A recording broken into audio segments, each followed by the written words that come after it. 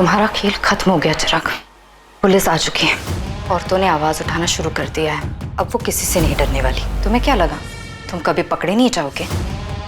बहुत कर चुके औरतों का शोषण, अब सच सामने आ गया है। I'm sorry. Really I'm sorry. मुझसे गलती हो गई, आइंदा कभी ऐसा नहीं होगा। मुझे मेरी गलती का एहसास है। कौन सी गलती चिराग? अब क्या बड़बड़ा रहे हैं? पुलिस आ गई। पुलिस क्यों आएगी?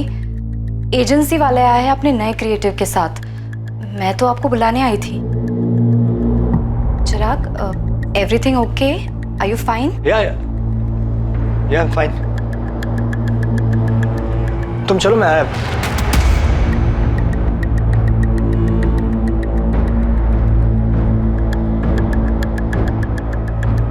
जी चिराग, तुम इतना नीचे गिर सकते हो, मैंने कभी नहीं सोचा था। पापा, आपने ऐसा करने से पहले ये तक नहीं सोचा कि आपकी भी एक जवान बेटी है? How could you do this? अरे तुमने तो हमें जीते जी मार डाला चिराग। I hate you पापा। आप ऐसा कैसे कर सकते हो? आप मेरे पापा हो ही नहीं सकते। You are a molester। Shalini, I'm sorry. Sorry Janvi बेटा। तुमने हमें कहीं का नहीं छोड़ा। निकल जाओ यहाँ से और दोबारा कभी अपनी शक्ल मत दिखाना। अरे घिन आती है मुझे ये सोच कर कि तुम मेरे पति हो। चिराग, क्या हुआ? कहाँ खो गए? पापा आओ ना, कब से वेट कर रहे हैं।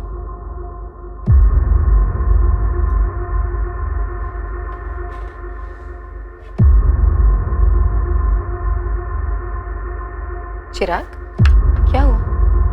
कोई प्रॉब्लम है क्या? कुछ नहीं, थोड़ा स्ट्रेस।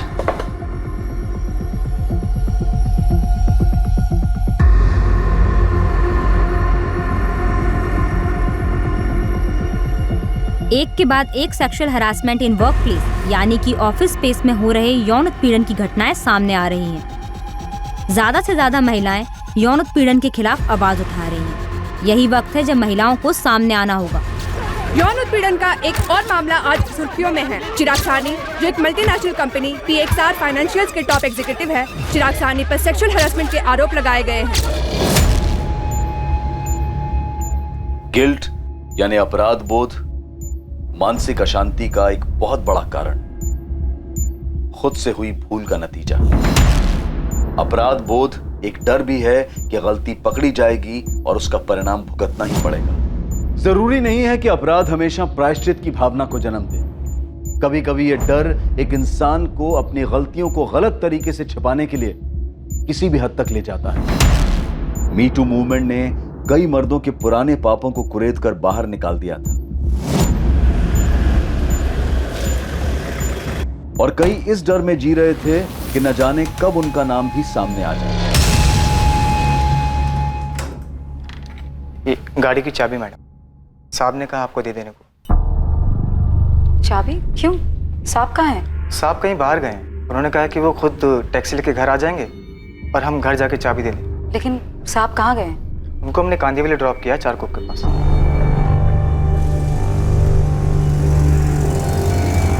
कल्पेश, चाबी घर पे दे देना, मैं अपने आप पहुंच जाऊंगा। साहब, वो कल से हम छुट्टी पर हैं।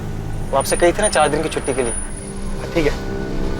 लेकिन कुछ तो बताया होगा ना साहब ने कहाँ जा रहे हैं? ऐसा तो कुछ नहीं बताया, बस चाबी देने को कहा है। ठीक है, कोई बात नहीं, तुम जाओ। अच्छा हाँ जी, 4 दिन की छुट्टी पर हो ना? हाँ। टाइम से ज्वाइन कर लेना, 4 का 5 दिन मत करना। वो हम टाइम से लौटाएंगे मैडम।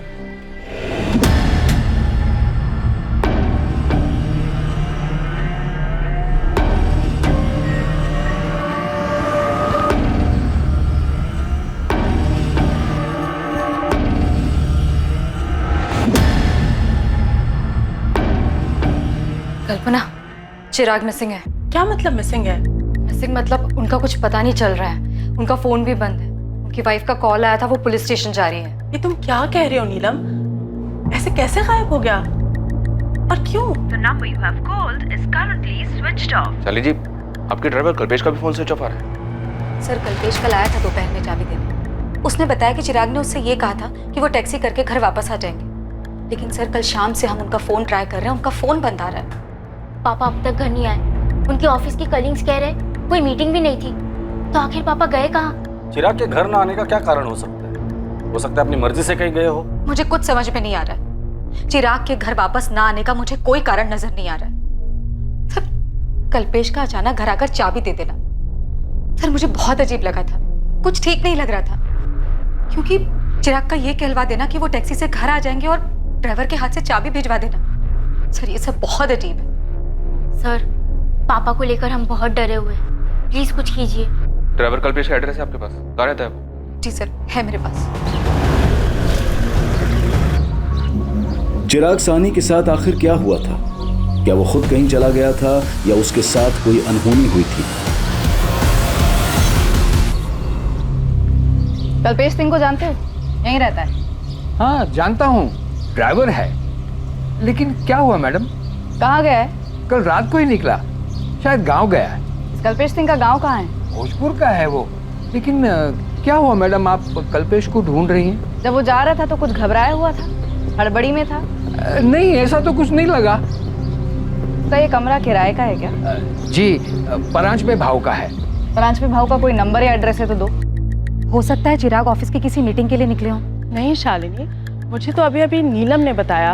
हम लोगों को भी कोई आइडिया नहीं है कि आखिर चिराग जा कहाँ रहा था। इनफैक्ट आज सुबह मेरी और उसकी मीटिंग भी थी। फिर पापा किससे मिलने जा सकते? जहाँ तक कि मुझे याद है, मॉर्निंग में 3-4 मीटिंग शेड्यूल थी, दोपहर में कुछ नहीं था।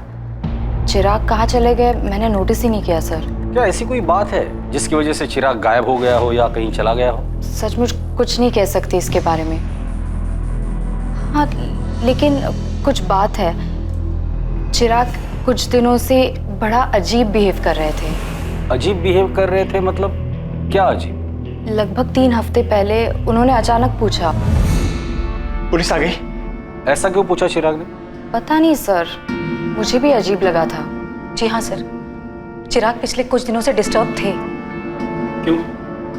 किस लिए डिस्टर्ब थे? मुझे नहीं पता सर, मुझे लगा वर्क स्ट्रेस होगा, इसलिए मैंने कुछ पूछना भी जरूरी नहीं समझा। चिराग की कोवर्कर नीलम ने हमें बताया कि चिराग ने उससे पूछा था पुलिस आ गई है क्या। क्यों पूछा होगा? कोई थ्रेट, कोई खतरा? मुझे कोई आइडिया नहीं है। उन्होंने कभी कुछ जिक्र नहीं किया, और अगर ऐसा कुछ था भी तो उन्होंने कभी कुछ नहीं बताया। आपका ड्राइवर अपने गांव भोजपुर गया हुआ है। उसके लैंडलॉर्ड से हमने उसका एड्रेस ले लिया है और भोजपुर पुलिस को भी इन्फॉर्म कर दिया है। लेकिन अगर इस केस में कल्पेश का कोई इन्वॉल्वमेंट है तो वो अपने घर तो नहीं गया होगा। शालिनी जी, चिराग की गाड़ी की चाबी मिल सकती है। शायद हमें ऐसा कुछ मिले जो चिराग को ढूंढने में हमारी मदद करे। वैसे कल्पेश के चाबी देने के बाद आपने गाड़ी चेक की थी? नहीं सर।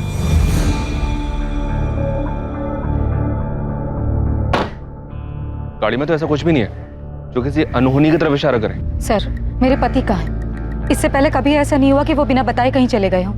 क्या बता सकती हैं चारकोप में वो कौन सी जगह है जहाँ आपके ड्राइवर ने ड्रॉप किया था उन्हें? नहीं सर, ड्राइवर ने सिर्फ कांदीवली चारकोप बताया था, किसी स्पेसिफिक लोकेशन की बात नहीं की। The number you have called is currently switched off. मम्मा, पापा का फोन अभी नहीं लग रहा है, मुझे बहुत डर लग रहा है। आई होप पापा सेफ हो। जानवी, मुझे कल से अजीब लग रहा था। मैंने कल्पेश से और कुछ पूछा क्यों नहीं?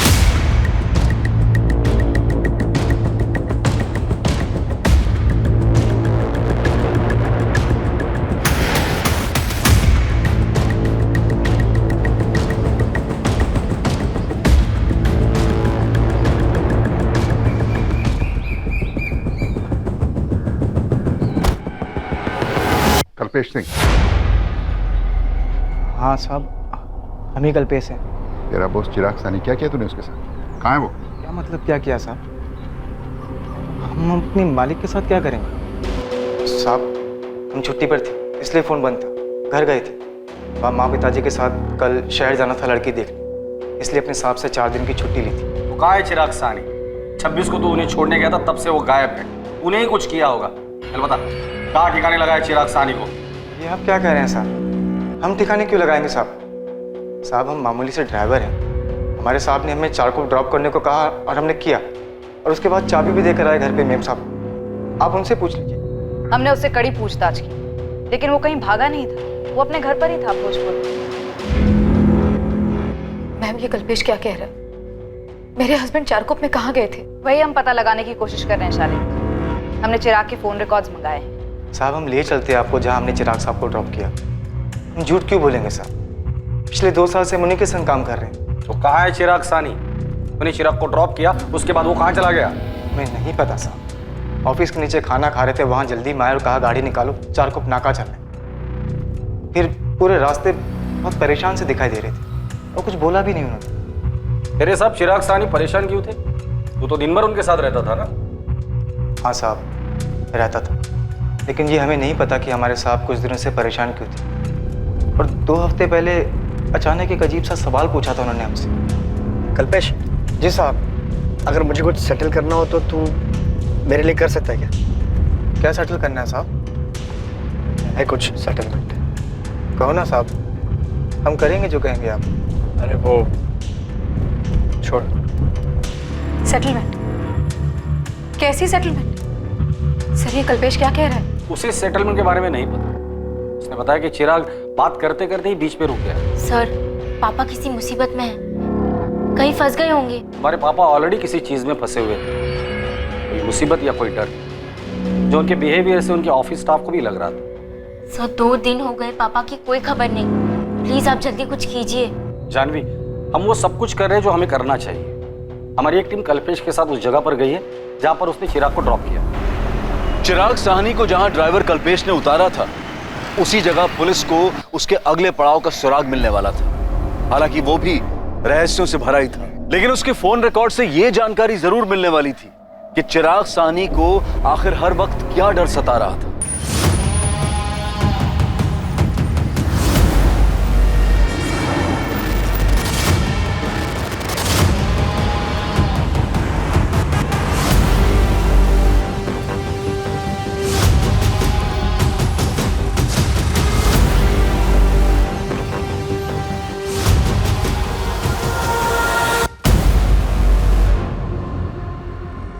मोरे, ऐसा लग रहा है कि रिक्शा में से किसी ने चिराग को आवाज दी है।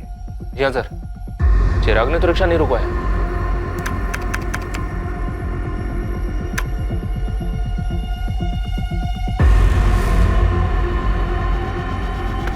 हाँ सर, किसी ने उसे आवाज ही दी है, कोई ऐसा जो शायद उसे जानता हो। चिराग।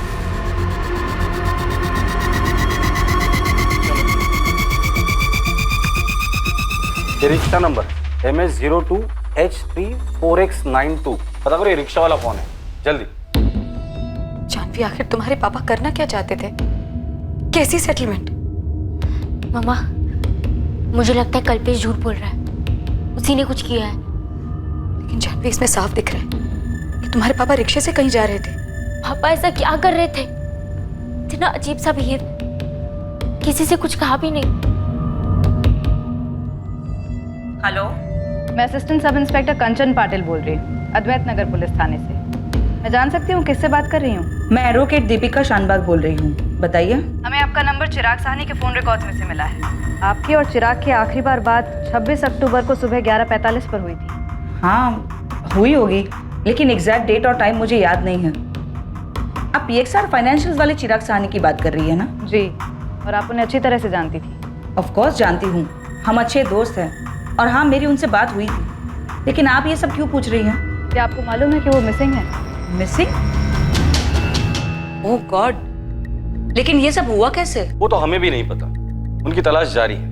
चिराग साहनी ने अपने ड्राइवर कल्पेश से किसी सेटलमेंट का जिक्र किया था, क्या आप इसके बारे में कुछ जानती हैं? जी नहीं, मैं किसी सेटलमेंट के बारे में तो नहीं जानती, लेकिन इतना जरूर बता सकती हूँ कि चिराग काफी दिनों से बहुत परेशान था, कोई उसे बुरी तरह से हरास कर रहा था, और उस दिन मुझे यही पूछने के लिए उसने फोन किया था कि क्या मैं उसका केस लड़ सकती हूँ। कौन सा केस और कौन हरेस कर रहा था उसे?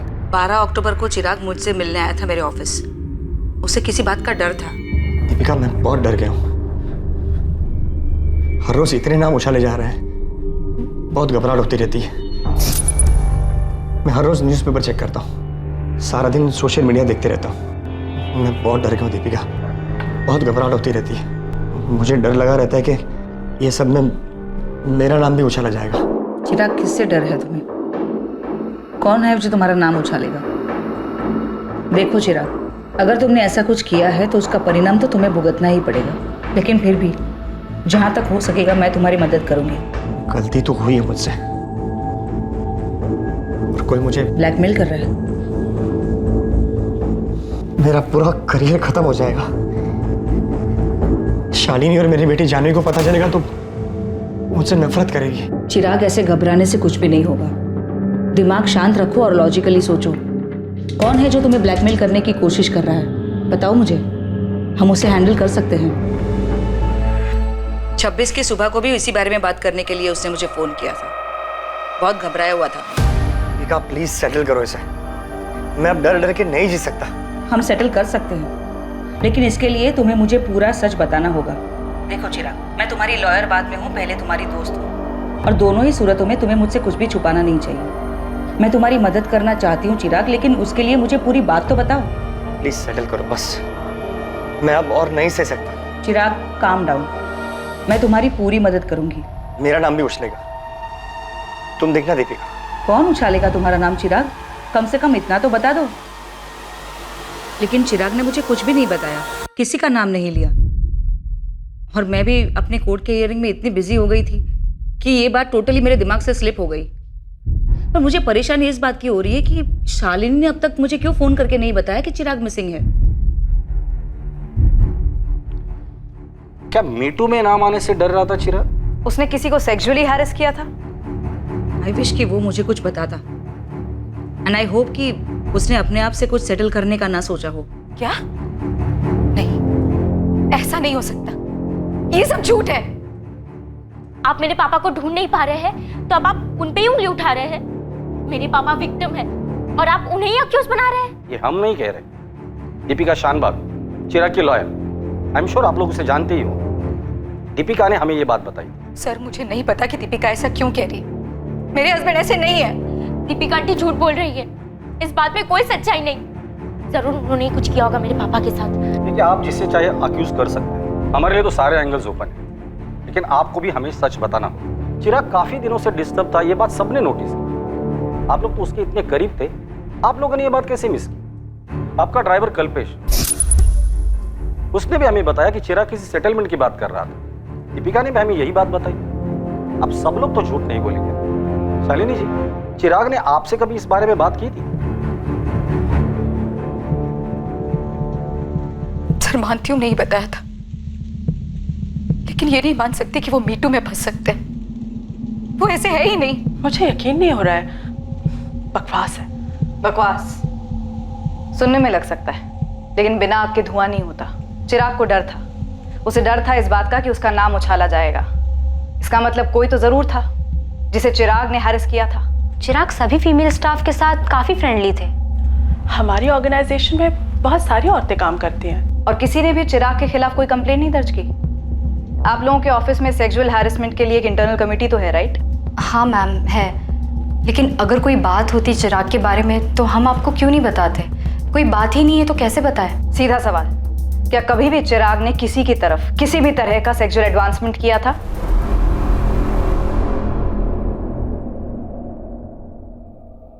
मैम सच बात तो ये है कि चिराग। बोलो नेहा, तुम्हें किसी से डरने की जरूरत नहीं है। मेरा मतलब ये है कि चिराग थे तो सबके साथ फ्रेंडली ही, लेकिन अब जब आप पूछ ही रही हैं तो। ए स्वीटी, कितना काम करोगी? चलो मैं तुम्हें घर ड्रॉप करूँ। नो थैंक्स, आई थिंक मैं मैनेज कर लूंगी। ओके, सी या। या बाय। सेक्सी है ममता, पक्का तुम क्लाइंट का दिल जीत लोगी। Thank you sir. By the way, nice cut. सच कहूँ तो मुझे कभी ऑकवर्ड नहीं लगा। अब आप लोग इतना सब कुछ कह रहे हो तो हो सकता है कि चिराग ने कभी कोई ऐसा कमेंट या रिमार्क पास किया हो जिसे अब ये सोचकर लगे कि वो बहुत अजीब या चीप था, लेकिन ऑनेस्टली मुझे ऐसा कभी नहीं लगा। कल्पना, मैंने कहा ना बिना आग के धुआं नहीं होता। मुझे कहने में बहुत अजीब लग रहा है। एक दिन प्रेजेंटेशन की तैयारी के लिए मैं उनके केबिन में गई थी। अगर हम अपने सेल्स स्ट्रैटेजी को मार्केट रिजल्ट के साथ कंपेयर करें और एनालाइज करें कि हम अपने टारगेट से कितने पॉइंट पे पीछे हैं, तो शायद हम पहुंच सकते हैं वहां तक। बहुत से चिराग,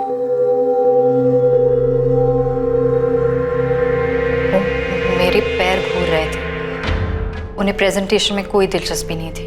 कल्पना, तुम क्या जानती हो? मुझे इन सब के बारे में कुछ नहीं पता। मेरे सामने तो ये बातें अब उठ के आ रही हैं। नेहा, ममता, नीलम, तुम लोग पहले मेरे सामने ये मुद्दा लेकर आए ही नहीं कभी। हाँ, मैंने कभी ये मुद्दा उठाया ही नहीं। मैंने भी नहीं, और मैं अपने आप को अच्छी तरह से हैंडल कर सकती हूँ। हैंडल तो किसी ने चिराग को भी किया है। कोई सेटलमेंट हुआ है, किसी तरह की कोई धमकी उसे एक्सपोज करने की, उसका नाम उछालने की, कोई बात तो जरूर हुई है। उसका डर यूं बेवजह तो नहीं था।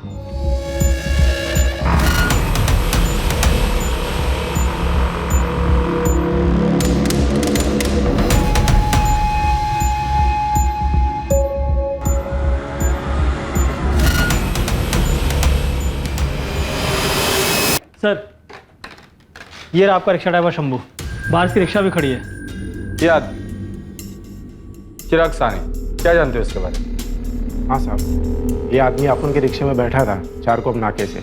कोई और भी था तुम्हारे रिक्शा में पहले से जिसने चिराग को तुम्हारी रिक्शा में बुलाया था? 100% सही साहब। एक बंदा था जो पहले से रिक्शा में बैठा था, आपने उसको महावीर नगर से बिठाया था। ठीक ठाक नॉर्मल सा बंदा था साहब। उसको ग्लास फैक्ट्री जाने का था मड़ में। उसने पहले ही बोला था कि चारकोप नाके से किसी और को बिठाने का है साहब। फिर दोनों को लेकर ग्लास फैक्ट्री के बाहर छोड़ दिया साहब। ग्लास फैक्ट्री से वो दोनों कहाँ गए? अपने को क्या मालूम साहब। आपने वो लोग से पैसा लिया और मड़ जेट्टी की तरफ चला गया। कौन था वो आदमी जो तुम्हारे रिक्शा में बैठा था? कुछ याद है तुम्हें? नहीं सर, ना ही मैंने उनके मुंह से किसी का नाम सुना और ना ही मैंने उनसे उनका नाम पूछा।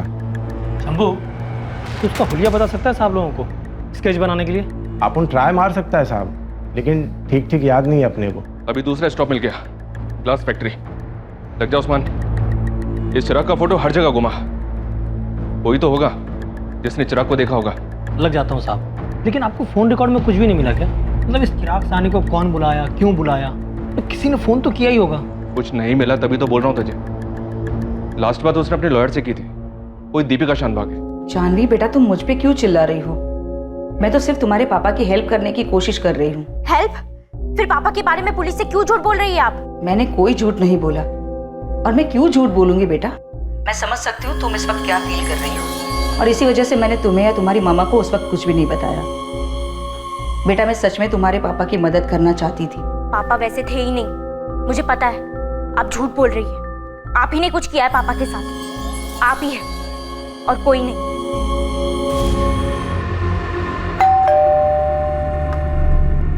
मम्मा, दीपिका आंटी झूठ बोल रही है। आप भी जानते हैं पापा ऐसे नहीं है।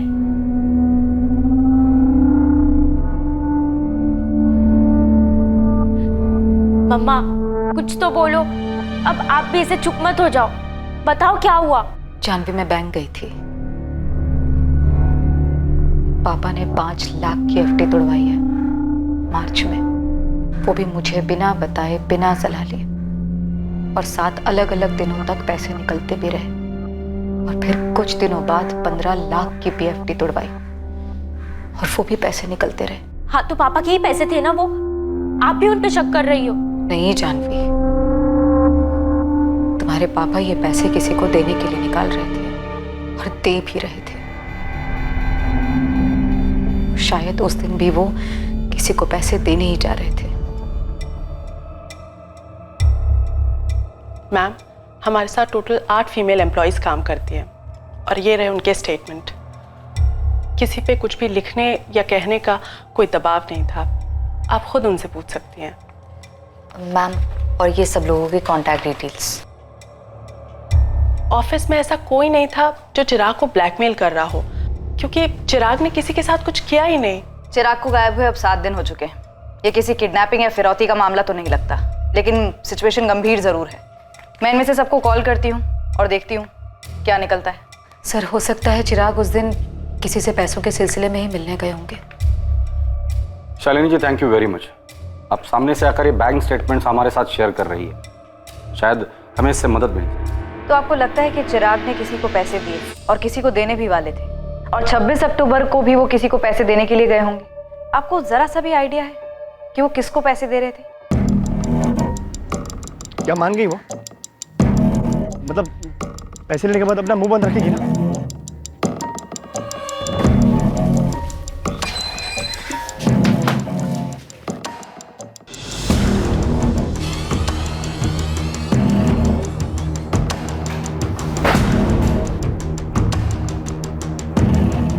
वो कहाँ है?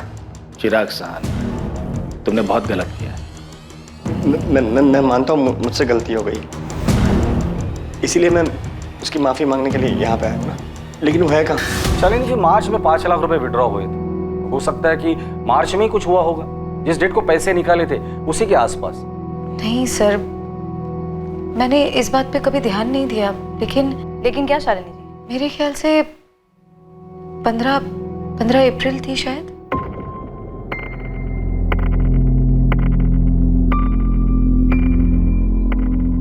काम छोड़ना? अरे लेकिन ऐसे महीने के बीच में कैसे? आरती देख, तू ऐसे काम नहीं छोड़ सकती। हाँ, ऐसे कैसे नहीं छोड़ सकती? मेरे को काम छोड़ना है तो मतलब छोड़ना है बस। अरे लेकिन क्यों छोड़ना है? क्या मतलब क्यों? कल से मैं नहीं आएगी, कोई और ढूंढ लो। आरती, सुबह सुबह ना सिर पे बम मत फोड़ मेरे। एक दिन में किसी और को कैसे ढूंढूंगी मैं? ठीक है, आज का काम कर देती हूँ, लेकिन कल से मैं नहीं आएगी। अब आप इसे बॉम्ब समझो, रॉकेट आपकी मर्जी। ये आरती अचानक से काम छोड़कर चली गई सर, और कोई कारण भी नहीं बताया। इस बात का चिराग के गायब होने से क्या लेना? सर मुझे नहीं पता, आपने बस पूछा तो मुझे अचानक से याद आया कि ये मार्च में तो नहीं, लेकिन हाँ अप्रैल में हुआ था। इस आरती का नंबर है क्या? बात करके देखते हैं। शालिनी के इस खुलासे के पीछे का सच क्या था? क्या ये इन्वेस्टिगेशन को एक दिशा देने के लिए था या फिर गुमराह करने के लिए? क्या चल रहा था नीलम? क्या चल रहा था मतलब? आप ऐसा क्यों पूछ रही है? तुम ऑफिस में चिराग के सबसे क्लोज थी, सब जानते हैं ये बात। तो क्या उसने कभी तुम्हारे साथ कोई लाइन क्रॉस करने की कोशिश की थी? ओह, आपको लग रहा है कि मैं चिराग को ब्लैकमेल कर रही थी, उन्हें धमका रही थी? ऐसा था क्या? अगर ऐसा होता तो आपको भी डरना चाहिए, क्योंकि अगर मैं चिराग के साथ ऐसा कर सकती थी जैसा आपको लगता है, तो आपके साथ भी कर सकती हूँ। क्यों? मेरे से क्या बात करनी है? मैंने तो उस घर का काम कब का छोड़ दिया है। क्यों छोड़ा काम, यही जानना है? ये जानने पर पुलिस क्या करेगी? मैंने कोई चोरी की है क्या? नहीं जमता था, छोड़ दिया काम। और क्या बताऊं? तो खुद आ रही है थाने या हम आए उठाने? ओ मैडम, ये उठाने की बात ना मेरे से मत करो, वरना मैं ही तुम उठा लूंगी, समझी? तमीज से बात करो साहब। तमीज से ही पूछ रहा हूँ, सीधे सीधे जवाब दे। और तेरी अकड़ है ना, कहीं और दिखाना। तेरी अकड़ सिर्फ तेरी सच्चाई बयां कर रही है कि तूने चिराग साहनी के साथ कुछ किया है। ए मैडम, कुछ भी है, ये टैंटन अपने पास रखो। वो साहब भी मेरे पीछे पड़ा हुआ था, मैं उसका क्यों कुछ करूंगी? तुम्हारे पीछे पड़ा था? हाँ मेरे पीछे था, और एक दिन पीछे से हाथ भी डाला था।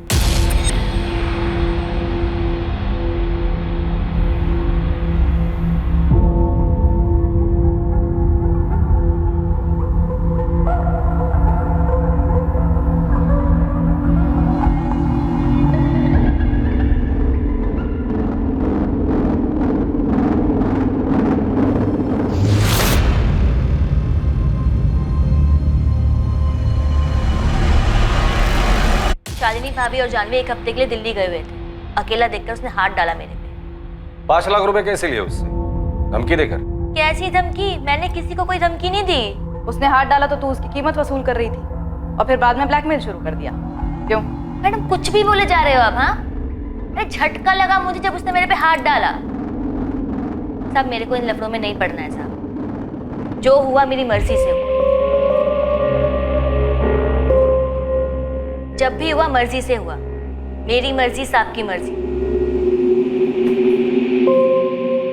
साहब कभी कभी पैसे दे देते थे, मेरे को भी फायदा हो रहा था, पैसे मिलते थे।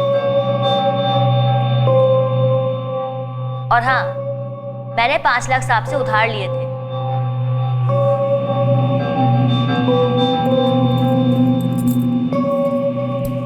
साहब, ये साहब, मुझे 5 लाख रुपए लोन देना साहब। ब्लैकमेल कर रही हो? मैं काई को ब्लैकमेल करूंगी साहब? पति साला उधार लेकर बैठा हुआ है, साहूकार से धमका रहा है।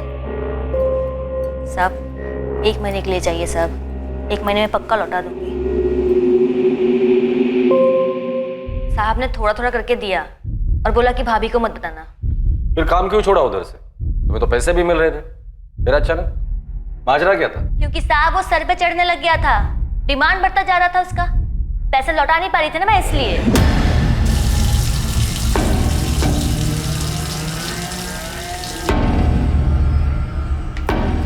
मेरे 5 लाख रुपए का है, वापस लौटाने का इरादा है या नहीं? क्या बोला था? 1 महीने में वापस लौटा दूंगी बोला था ना?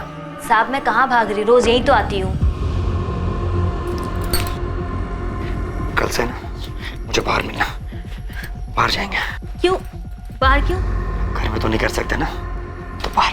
पागल हो गए क्या साहब? मेरा पति भी है, बाहर किसी ने देख लिया तो मेरी बात लग जाएगी।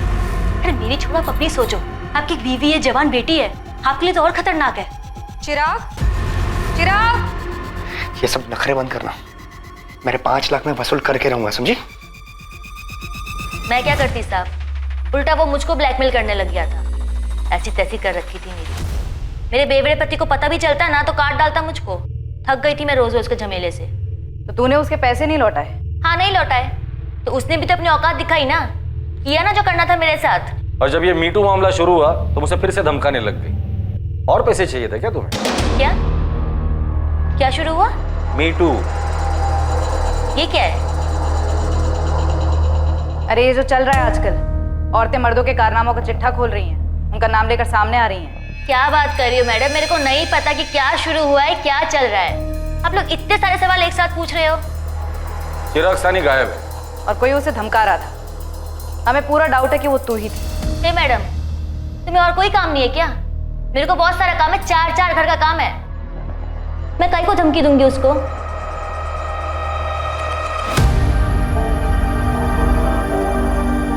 आरती तक पहुंच पाना लगभग नामुमकिन होता अगर बातों बातों में चिराग की पत्नी शालिनी ने आरती के अचानक काम छोड़कर जाने के बारे में नहीं बताया होता, और इस बात का भी खुलासा कभी नहीं होता कि आरती और चिराग के बीच में क्या था। और खुद शालिनी भी इस बात से शॉक्ड रह गई कि असल में आग की लपटें वहीं से आई जहां का एक ब्लैंक लीड खुद शालिनी ने पुलिस को दिया था। 2 हफ्ते हो गए, अभी तक कोई खबर नहीं मिल रही है। कोई आदमी ऐसे कैसे गायब हो सकता है? सर हो सकता है सुसाइड कर लिया हो, किसी और औरत के साथ लाइन क्रॉस की हो, डर गया हो। मुझे नहीं लगता, क्योंकि चिराग ने अपने लॉयर दीपिका और ड्राइवर कल्पेश से ऑलरेडी सेटलमेंट की बात कही थी। वो सुसाइड क्यों करेगा? सर ये स्केच है, ऑटो ड्राइवर शंभू के डिस्क्रिप्शन के आधार पर बनाया गया। सर्चिंग शुरू कर दी इसके लिए। अब शायद यही आदमी हमें चिराग सानी तक ले जा सकता है। ऑटो ड्राइवर शंभू के द्वारा दिए गए डिस्क्रिप्शन से जो स्केच बनकर तैयार हुआ था वो ये पता लगाने के लिए काफी था कि वो आदमी कौन था जिसने चिराग को अपने साथ ऑटो में बिठाया था और चिराग के गायब होने से उसका क्या संबंध था। रियाज खान नाम है बंदे का, अभी भी इसकी कुंडली निकाल के लाया हूं। शिवाजी नगर थाने में मिली थी कुंडली, हिस्ट्री शीटर है। अटेम्प्ट टू मर्डर, एक्सटॉर्शन, लूट, लंबा चौड़ा बायोडाटा है इसका। ये रियाज खान अभी कहाँ है? दानुकरवाड़ी के पास घर है इसका, आजकल बेल पे बाहर है। साहब ऐसे कैसे उठा कर लेकर जा रहे हो साहब?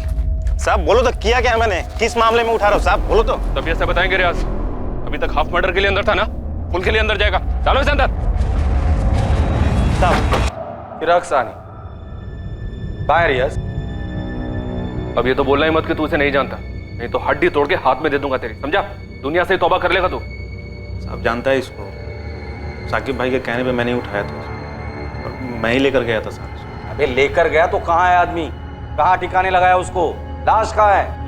लाश तो नहीं है साहब। साले पोस्टमार्टम करवा दूंगा तेरा। सीधे सीधे पॉइंट पे आ जा, तेरे पहेलियों के लिए मेरे पास टाइम नहीं है। बोल।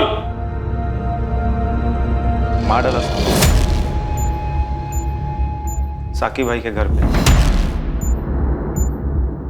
गले में रस्सी डाल के गला घोट दिया साहब। अब किधर मिलेगा वो, है ही नहीं तो। बॉडी कहाँ है?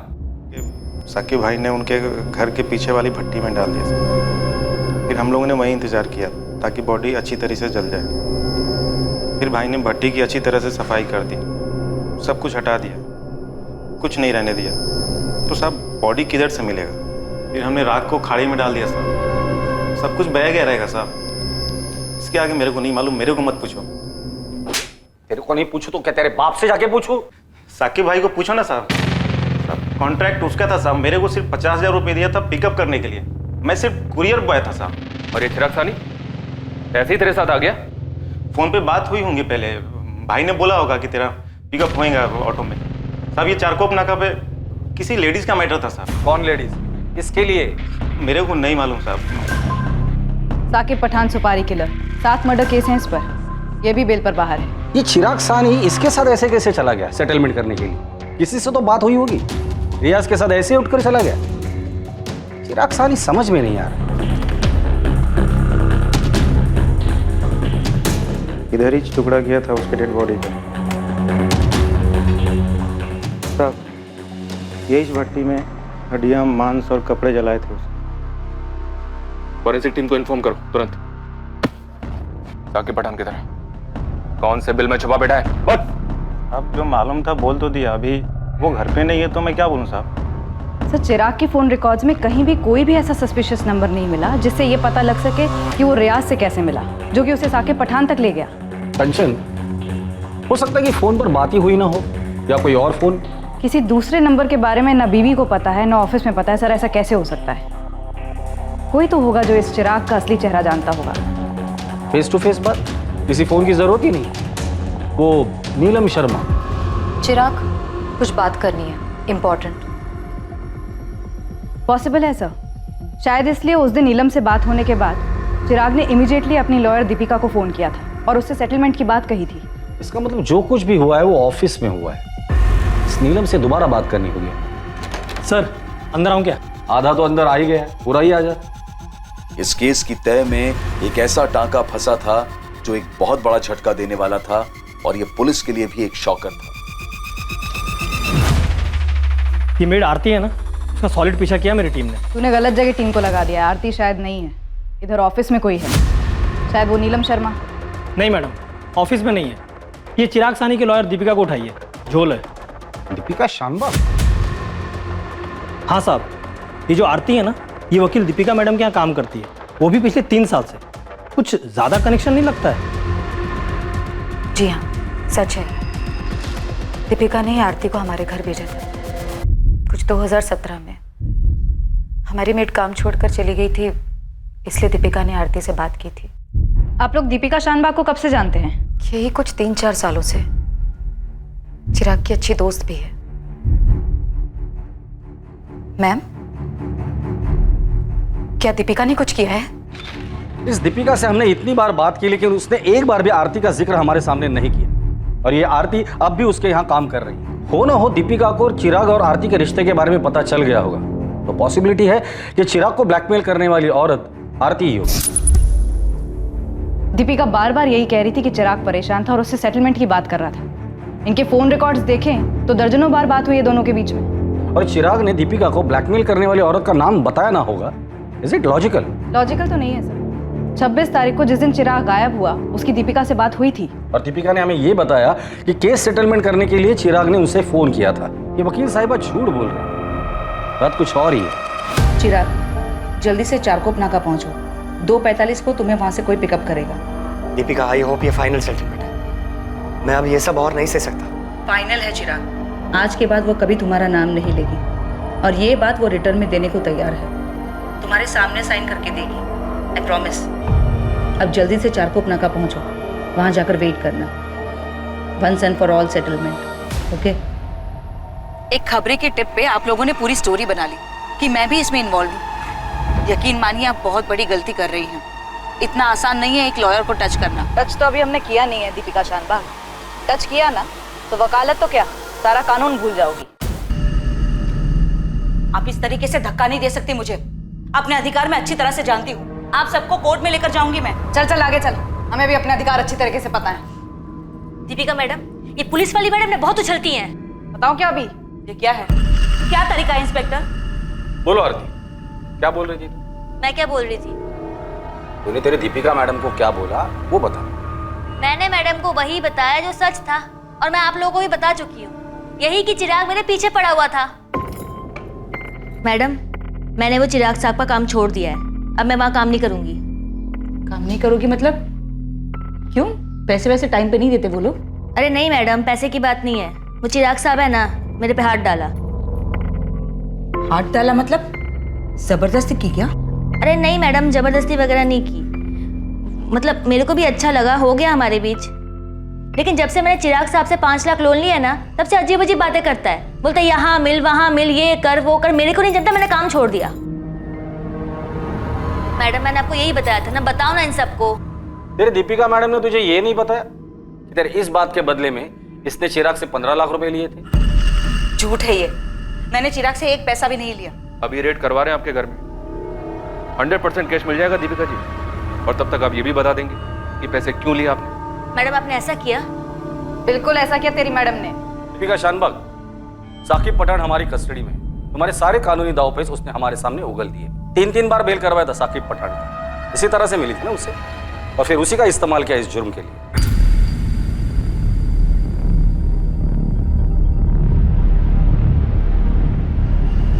खड़ा करूं साकिब पठान को यहाँ लाकर, फिर आमने सामने बात कर लेना। तेरी शक्ल से दिख रहा है कि तूने इस आरती को भी ठगाया और चिराग साहनी को भी। मैडम ये लोग क्या बोल रहे हैं? हम लोग अलग जाके बात कर सकते हैं क्या आरती से अलग? क्यों? इसी के कंधे पर तो बंदूक रखकर गोली चलाई थी, अब इसी को बाहर भेज रही हो? मैडम सच बताओ, आपने पैसे लिए मेरे नाम पे? चिराग, आरती केस फाइल करने की धमकी दे रही है, मुझसे मदद मांग रही थी। क्या कहूं मैं उसे? क्या बकवास कर रही है तुम? मैंने उसे 5 लाख रुपए उधार दिए और मुझ पर केस करना चाहती है वो? उसे तो मैं देख लूंगा। बेवकूफों वाली बात मत करो चिराग, उसके पास खोने को कुछ भी नहीं है, लेकिन अगर उसने मुंह खोला तो तुम्हारी रेपुटेशन का क्या हाल होगा तुमने सोचा है कभी? उसकी कहानी में शायद ही कोई दम ना हो, लेकिन जब तक तुम्हें क्लीन चिट मिलेगी तब तक तुम्हारी इज्जत की धज्जियां उठ चुकी होंगी। नहीं दीपिका, प्लीज प्लीज तुम उसे समझाओ, वो ऐसा नहीं कर सकती। ठीक है, मैं उससे बात करती हूँ, मैं ये मामला सेटल करवा दूंगी, डोंट वरी, ठीक है? हाँ, मैंने 15 लाख लिए थे चिराग से। लेकिन मारा क्यों? तुम्हें तो पैसे मिल गए थे ना? बोलो दीपिका शानबाग, क्यों मारा उसे? चिराग बेकार में ही डर रहा था। आरती कुछ भी नहीं करना चाहती थी, उन दोनों के बीच में जो कुछ भी हुआ था दोनों की मर्जी से हुआ था। मैंने उससे पैसे ले लिए और कहा कि सब कुछ सेटल हो चुका है। इस मी टू मूवमेंट से बहुत ही डर गया था वो।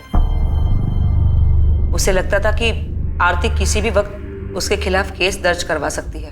नहीं दीपिका, तुम्हें मुझे आरती से दिखवा के देना होगा कि हमारे बीच में जो कुछ भी हुआ आपसी सहमति से हुआ था। मैंने उसके साथ कोई जबरदस्ती नहीं की, और तुमने बोला भी था वो लिख के देगी। चिराग, मामला सेटल हो चुका है और तुम्हें घबराने की कोई जरूरत नहीं, तुम खामखा में घबरा रहे हो। मेरा डर खामखा नहीं है दीपिका, तुम जानती हो इतने सारे नाम उछाले जा रहे हैं, गड़े मुर्दे उखाड़े जा रहे हैं। अरे बंद कमरे में आपसी सहमति में क्या हुआ किसको पता? कल का कंसेंशुअल सेक्स आज मी टू की मूवमेंट बन के सामने आ रहा है। कितनों के करियर बर्बाद हो चुके हैं। नहीं दीपिका, मैं इस मामले में कोई रिस्क लेना नहीं चाहता। आरती घर काम करती है, वो जानती तक नहीं इस मी टू मूवमेंट के बारे में, और वो तो कब का सब कुछ भूल चुकी है। मुझे आरती से लेटर चाहिए बस। अगर तुम बात नहीं कर सकते मैं बात करता हूं। नहीं, तुम रहने दो। तुम बात करोगी तो मामला और बिगड़ जाएगा और वो आरती समझ जाएगी कि वो तुम्हारा किस तरह से और फायदा उठा सकती है।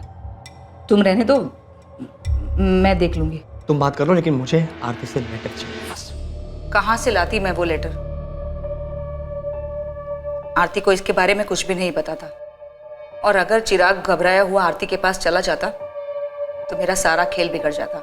आरती तो बड़बोली है, वो मुझे कहीं का नहीं छोड़ती, इसलिए मैंने ऐसा रिस्क नहीं लिया और मुझे ये सब करना पड़ा। क्या करना पड़ा? उसे मरवाना पड़ा? उसे टुकड़े करके जलाकर दरिया में फेंक देने का तुम्हारा ही प्लान था?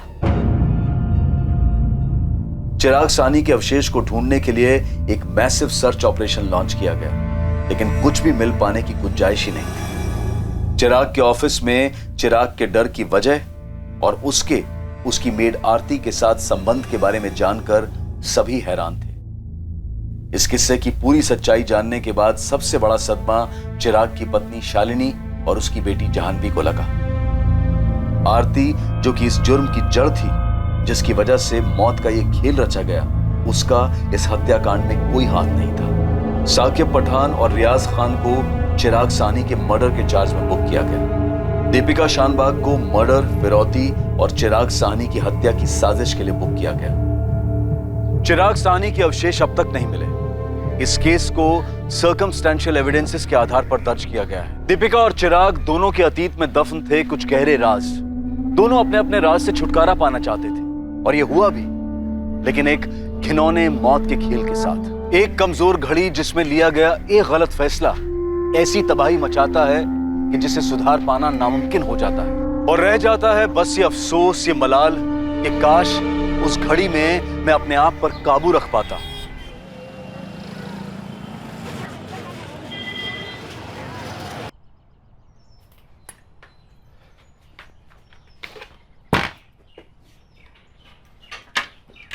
अरे भरत, दोपहर में थोड़ा जल्दी आ जाओगी, मुझे 3 बजे शर्मा जी के यहाँ जाना है। अरे बाप रे, मीटिंग है मैडम की, फिर तो 3 बजे से पहले आना ही पड़ेगा। देखो काम है वहाँ, अगर लेट करोगे तो खाना खुद ही गर्म करके खाना पड़ेगा। समझ गया। आओ आगे तक छोड़ देता हूँ। नहीं, मैं पैदल चली जाऊंगी, वैसे थोड़ा चलना भी हो जाएगा, बाजू वाली गली में तो है। चलो बाय।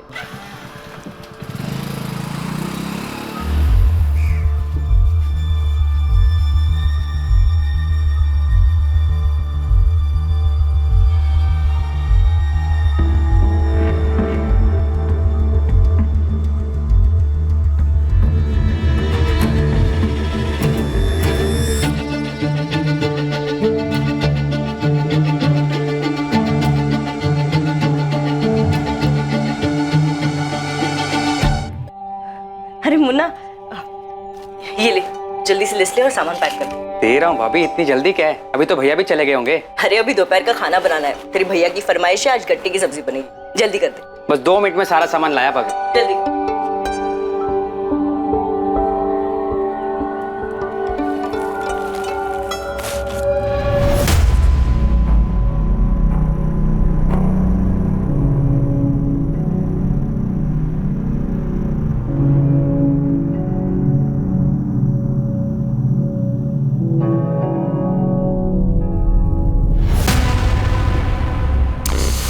बेसन? बेसन भाभी, वरना गट्टे की सब्जी कैसे बनेगी? वैसे मुझे भी बहुत पसंद है गट्टे की सब्जी, मगर आपके हाथ से खाने में मजा आ जाता है। मतलब भाभी जी, आपके हाथ की सब्जी खाने में मजा आ जाता है। लीजिए भाभी आपका भाभी आपका सामान।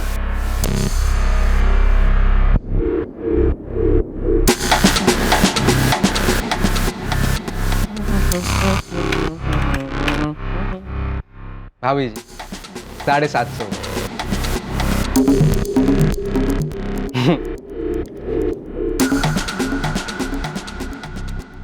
भाभी जी, हमें भी कभी घर बुलाइए गट्टे की सब्जी खाने के लिए, है?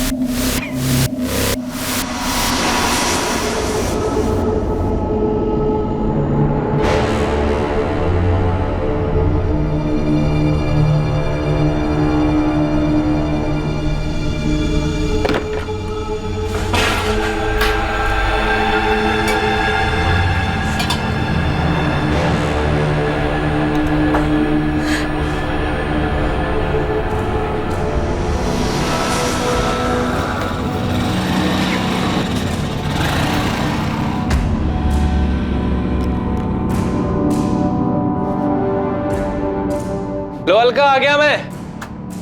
देख लो, अभी 2 भी नहीं बजे। अलका,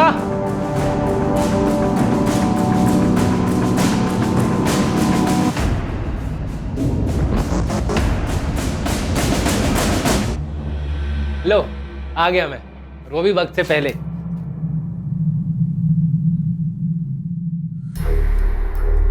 अलका,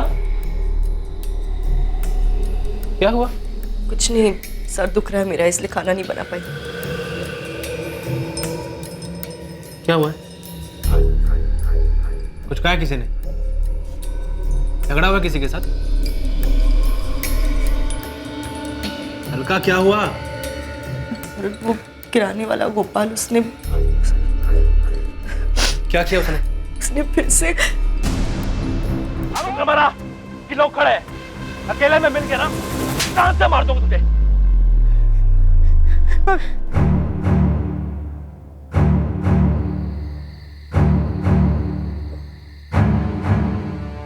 बैठो यार, चढ़ गई है, घर भी जाना है, फिर मिलते हैं। गोपाल त्रिवेदी जैसे लोगों को समाज की गंदगी कहने में कोई हर्ज नहीं है। वो एक ऐसी विकृत मानसिकता का इंसान था जिसे महिलाओं के साथ अभद्र व्यवहार करने में आनंद महसूस होता था। मोहल्ले में हर कोई उसकी हरकतों के बारे में जानता था। लेकिन कभी किसी ने उसे टोका नहीं। अलका को भी गोपाल का व्यवहार बिल्कुल पसंद नहीं था, लेकिन वो अपने पति भरत के गुस्से से भी वाकिफ थी, इसलिए चुप रही। लेकिन जब पानी सर के ऊपर चला गया तब जाकर ये चुप्पी टूटी। इसके बाद भरत और गोपाल के बीच दुश्मनी खुलकर सामने आई, जो बढ़ती ही गई। क्या ये दुश्मनी किसी साजिश को अंजाम देने वाली थी, जिसके बारे में कोई सतर्क नहीं था?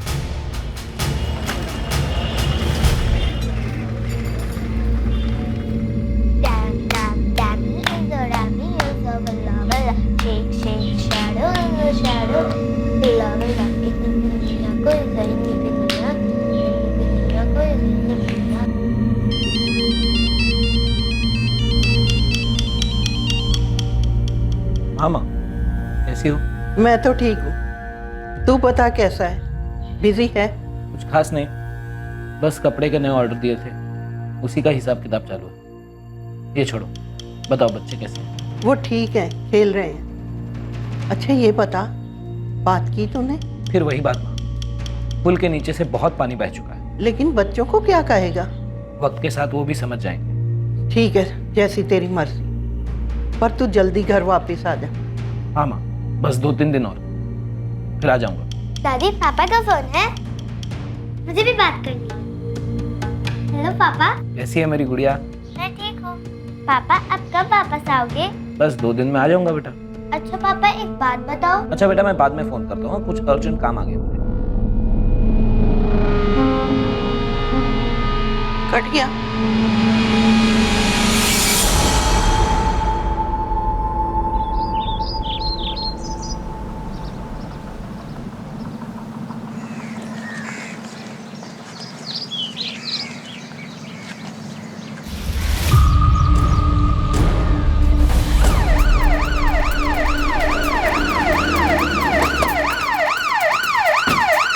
बल्ले, क्राइम स्पॉट से लोगों को पीछे करो, फॉरेंसिक टीम को कांटेक्ट करो, देखो कहाँ तक पहुँचे। मैडम, मैं सुदर्शन चांडे, मैंने पुलिस को फ़ोन किया। यहाँ आसपास आपने किसी और को देखा था? नहीं, आसपास में तो कोई नहीं था। बाकी ये 5-5:30 बजे की बात है ना, मॉर्निंग वॉक वाले ही रहते हैं। ठीक है, थैंक यू। विस्की की बोतल, 2 डिस्पोजेबल गिलास, मतलब 2 लोग रहे होंगे। लेकिन पी कहाँ पर? यहाँ या कहीं और?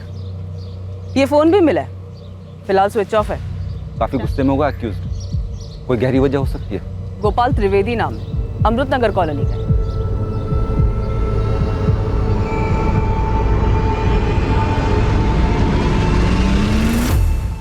विक्टिम की होगी मैडम, झड़प के वक्त गिर गई होगी। बॉडी पे स्टैबिंग के अलावा कोई और निशान नहीं है। कपड़े भी ठीक ही लग रहे हैं, लगता नहीं कि झगड़ा हुआ होगा बलदेव। और ये चेन शायद ये मर्डर की है, मर्डर करते वक्त यहाँ पे गिर गई होगी और उसे पता नहीं चला होगा। बलदेव, तुम एक काम करो, इस पूरे एरिया को स्कैन करो, और जब तक फॉरेंसिक टीम नहीं आती यहीं रुको, तब तक मैं विक्टिम की फैमिली को इन्फॉर्म करूँ। जी सर, बॉडी को देखकर यही लग रहा है कि डेथ स्टैबिंग की वजह से हुई है। मोटिव पर्सनल लग रहा है। बॉडी पर से एक ड्राइविंग लाइसेंस भी मिला है। सर, मैं रास्ते में हूँ, विक्टिम की फैमिली को इन्फॉर्म करने जा रही हूँ। Okay sir.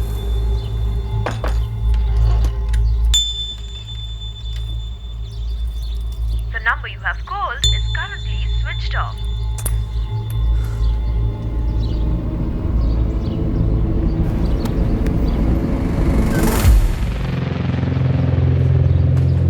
गोपाल त्रिवेदी का घर यही है? जी मैडम, लेकिन वो यहाँ पे नहीं। आप कौन है उनकी? मैं उनकी वाइफ हूँ, काजल। काजल जी, आप हमारे साथ चलिए।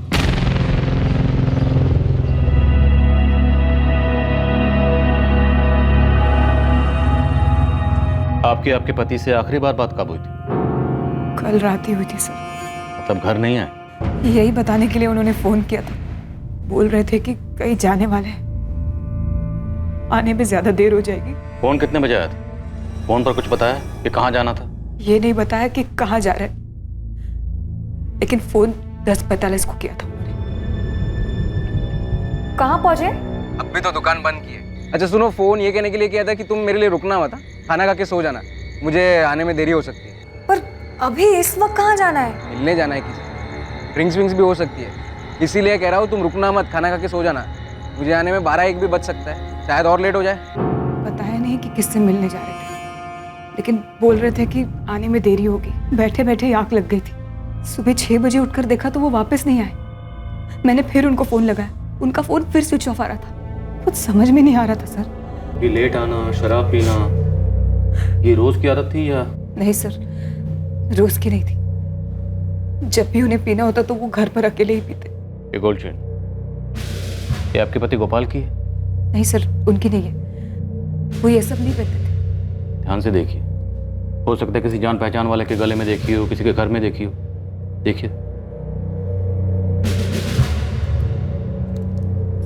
नहीं सर, कुछ याद नहीं आ रहा है। दुकान किस चीज की है आप लोगों की? किराना स्टोर है सर, अमृत नगर में ही है। नहीं मैडम, मुझे तो पता ही नहीं चला। दुकान की एक चाबी गोपाल सेठ अपने साथ लेकर जाते थे और एक चाबी मेरे पास रहती है। तो मैंने सुबह आकर दुकान खोली और अब आपसे ये पता चल रहा है। पता नहीं मैडम, मतलब मुझे बताना चाहिए भी या नहीं, पर देख मुन्ना, जो भी जानता सीधा सीधा बता दे। गोपाल त्रिवेदी का मर्डर हो गया है। हो सकता है तेरी बातों से हमें कुछ पता चल जाए। गोपाल सेठ को एक बुरी आदत थी। न जाने कितने लोगों ने अपने मन में दुश्मनी पाल ली होगी उनके लिए। कैसी बुरी आदत और किस बात की दुश्मनी? घूरने की आदत मैडम। वो लेडीज़ को बड़ी अजीब नज़रों से घूरते रहते थे, बहुत ही बेशर्म तरीके से देखते थे सबको। दुकान पर आने वाली लेडीज़ को वो खुलेआम घूरा करते थे और कभी कभी तो जानबूझकर छू भी लिया करते थे। तो कभी किसी ने पुलिस में कंप्लेन नहीं की? नहीं मैडम, गोपाल सेठ जानते थे कि उन्हें किस हद तक जाना है और वो उसके आगे कभी नहीं जाते थे। पर हाँ, लेडीज़ कस्टमर उनसे परेशान ज़रूर रहती थी। अगर गोपाल की इतनी बुरी आदत थी जैसा कि तू बता रहा है, तो कस्टमर इस दुकान में आते क्यों थे? पूरे एरिया की अकेली ढंग की दुकान है मैडम, जहाँ सारा स्टॉक मिलता है, वो भी बाकियों से कम दाम पर। अच्छा, अगर किसी ने पुलिस में कंप्लेन नहीं की उसकी फितरत के बारे में, तो किसी ने अपने घर में तो बताया ही होगा। किसी का झगड़ा वगड़ा हुआ था गोपाल से? हाँ मैडम, अभी महीने भर पहले की बात है। गोपाल सेठ ने यहीं पास में रहने वाली अलका भाभी को परेशान किया था। तब उनके पति भरत भाई और गोपाल सेठ में जमकर पटका पटकी हुई थी। शुक्र मना कि लोग खड़े, अकेले में मिल गया ना, जान से मार दो उसने। धमकी? जान से मारनी? बोला तो यही था मैडम। और उस दिन मैंने देखा कि भरत भाई को कितना भयंकर गुस्सा आता है। ये भरत और अलका रहते कहाँ हैं? नहीं सर, उन्होंने मुझे तो किसी झगड़े या दुश्मनी के बारे में नहीं बताया था। दुश्मनी तो थी काजल जी, वरना बिना दुश्मनी के इतने दर्दनाक तरीके से मर्डर नहीं होता। याद करिए, शायद आपके पति गोपाल ने आपको कुछ बताया हो, कभी कुछ शेयर किया हो किसी के बारे में आपसे। ऐसा तो मुझे कुछ नहीं पता है सर। कौन मार सकता है उनको?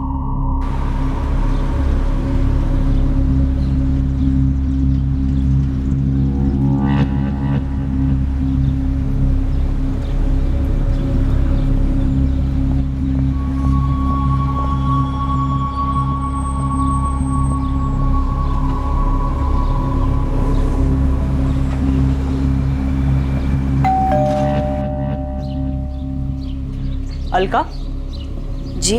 भरत गोयल है घर पे? नहीं, वो घर पर नहीं है। पर क्या बात है, क्यों पूछ रही हैं आप? गोपाल को जानती हो, किराना शॉप वाला जिसको भरत ने मारा था? जी जानती हूँ। तो ये भी जानती होगी कि इस बार किसी ने उसको जान से ही मार दिया। क्या? जान से मार दिया?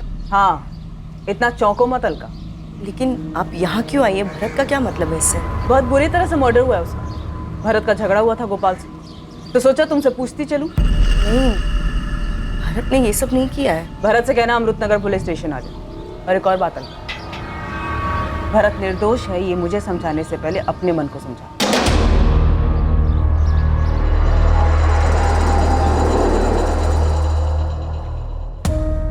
सर, पोस्टमार्टम रिपोर्ट आई है। गोपाल के ब्लड में हैवी क्वांटिटी में अल्कोहल मिला है। बॉडी पे 12 घाव हैं।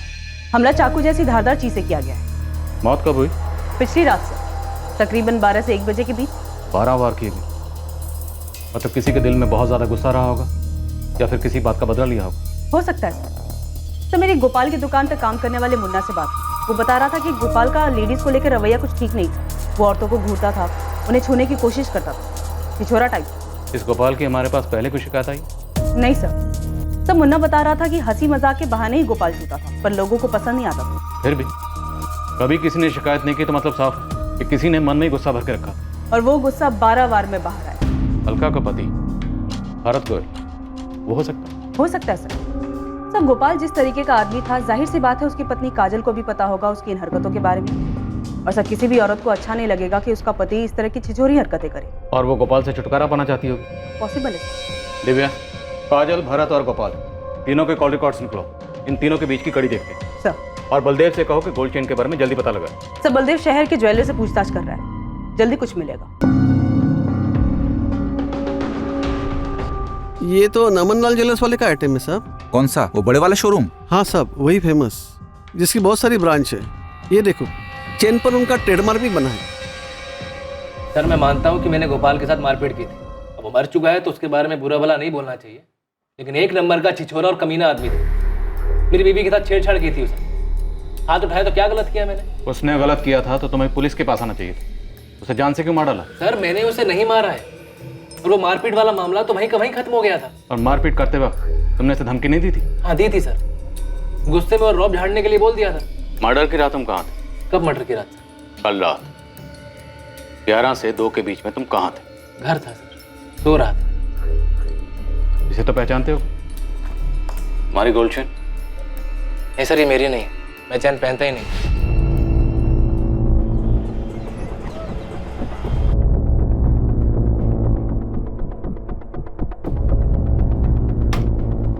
चेन तो हमारी है सर, पर यहाँ की नहीं है। फिर कहाँ की है? ये चेन हमारे गया डिस्ट्रिक्ट के शॉप से बेची गई। गया बिहार वाला? आपके पास वो खरीदने वाले का भी रिकॉर्ड होता है ना? हाँ है, 1 मिनट दीजिए बता दो।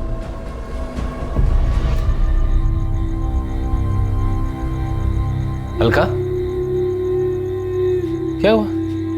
जा क्यों रही हो? नींद नहीं आ रही है भरत, बार बार तुम्हारी और गोपाल की लड़ाई याद आ रही है।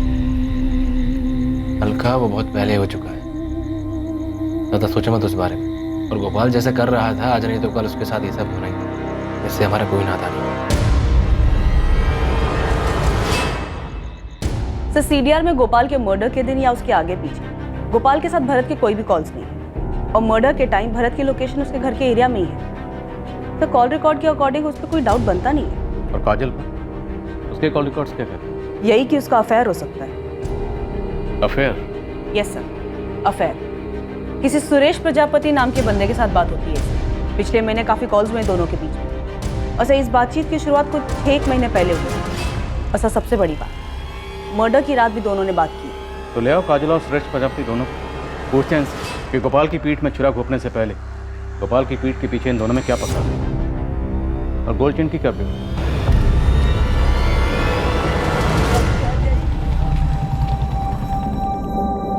ये गेम खेलना बंद कर, स्कूल में लेट हो जाएगा। छोड़।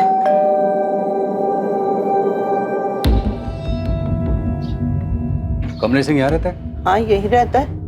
बुलाइए उसे। वो तो घर पे नहीं है। आप उसकी कौन? मैं उसकी माँ हूँ। कहाँ गए वो? कुछ दिनों के लिए बाहर गया है। लेकिन आपको कमलेश से क्या काम है? एक केस के सिलसिले में उससे बात करनी है। ये चेन कमलेश की है? हाँ, ऐसी एक चेन है तो उसके पास, लेकिन फोटो देख के कैसे बता सकती हूँ कि ये चेन वही है या दूसरी? वो बाहर कहाँ गया है? इंदौर गया है। इंदौर में कहाँ रुका है?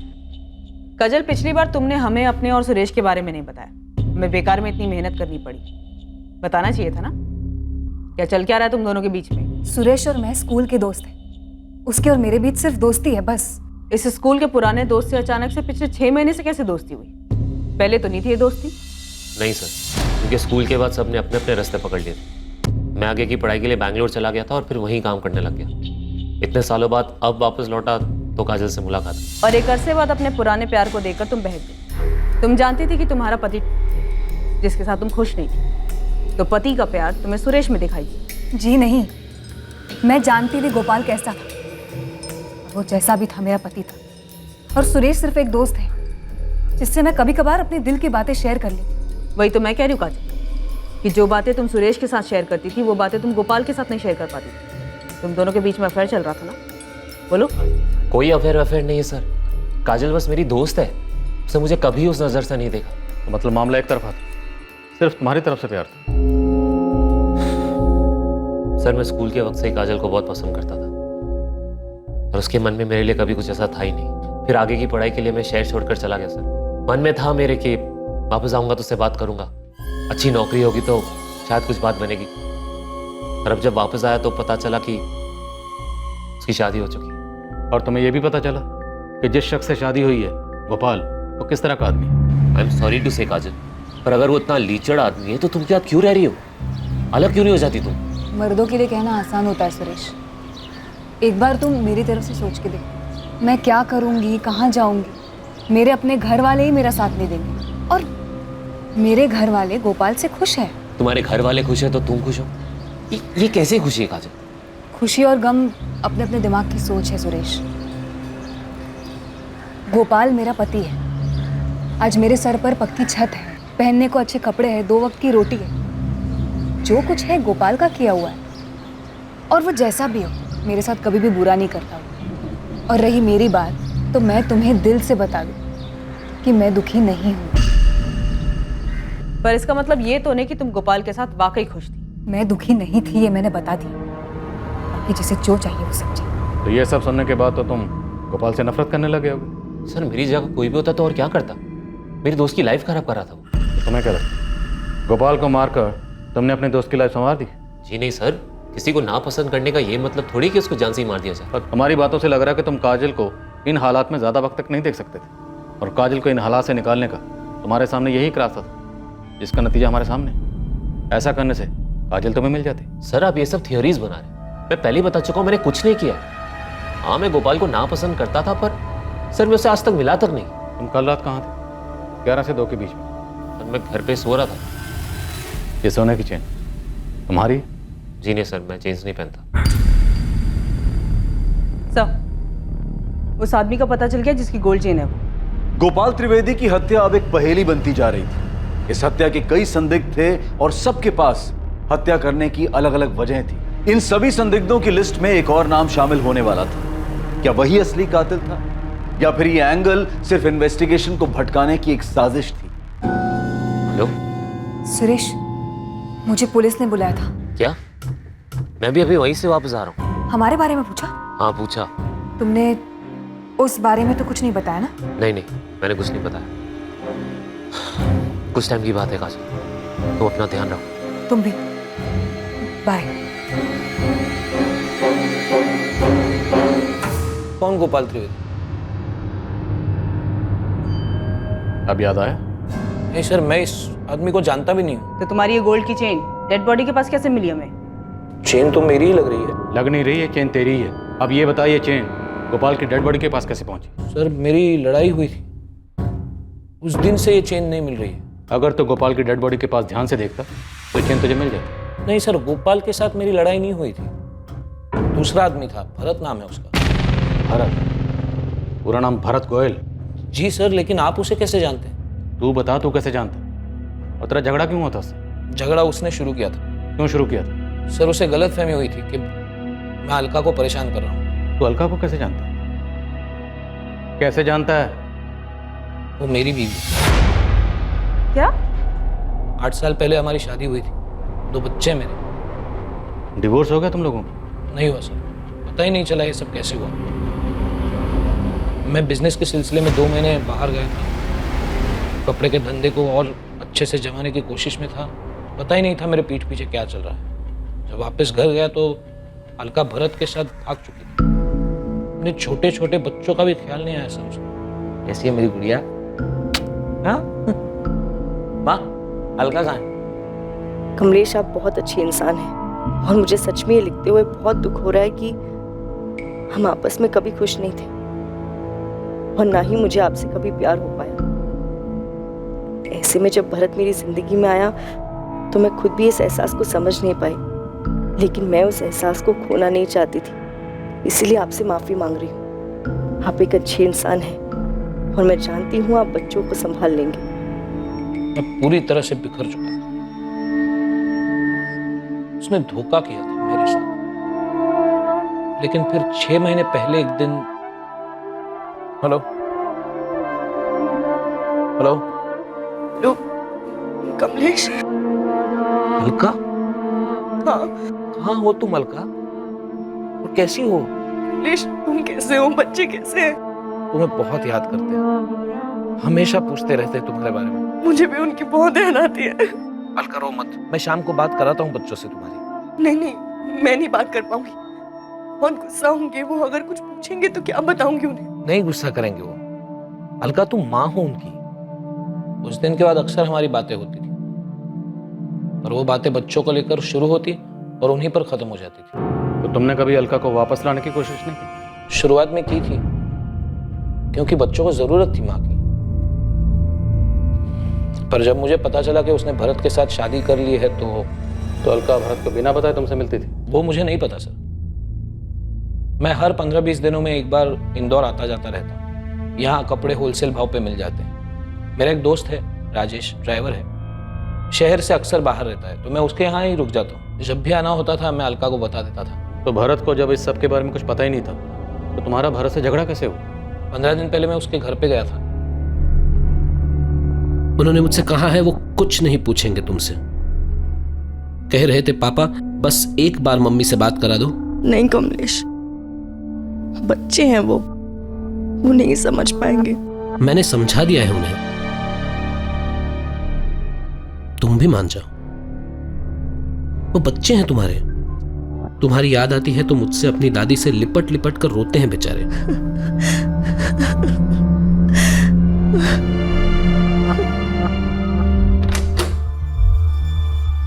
भरत, तू यहाँ मेरे घर तक पहुंच गया तू? हाँ? वो यहाँ पे सिर्फ बच्चों से बात कराने के लिए आए हैं। और तुझे भी मजा आ रहा ना मेरी पीठ पीछे ये सब करके? भरत, ऐसी कोई बात नहीं है। बच्चों को सिर्फ अलका से बात करनी है। अपनी नौटंकी बंद कर।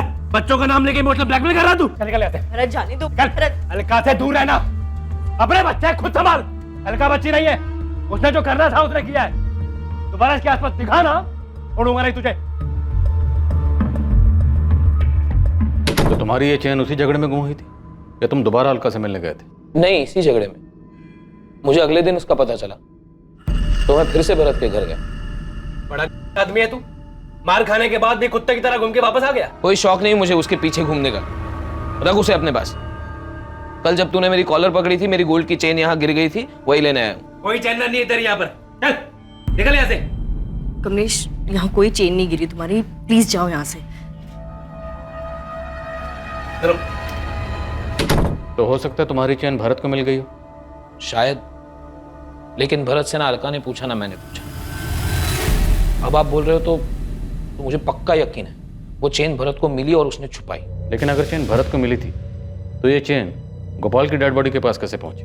सर मुझे कैसे पता होगा सर, मैं गोपाल को जानता तक नहीं। इस कमलेश सिंह के बारे में क्या जानती हो? गया बिहार का रहने वाला है। नहीं मैडम, मैं इन्हें नहीं पहचानती हूँ। गोपाल ने इसके बारे में कभी कुछ नहीं बताया? नहीं मैडम। कौन है ये? साहब बात तो सही है, भरत गुस्से वाला तो है और अपनी बीवी को लेके कुछ ज्यादा ही चौकन्ना रहता है। मतलब? मेरी बहन की शादी तय हो गई है भाभी जी। अरे वाह, बधाई हो मोहन। आपको और भैया को दोनों को आना है। हाँ हाँ बिल्कुल आएंगे।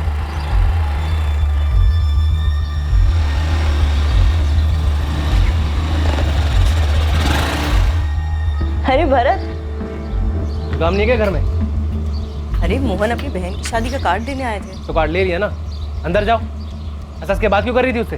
भरत, तुम्हारा दिमाग खराब हो गया है क्या? पागल हो गए हो तुम? हाँ, पता नहीं पहले से ऐसे थे अब।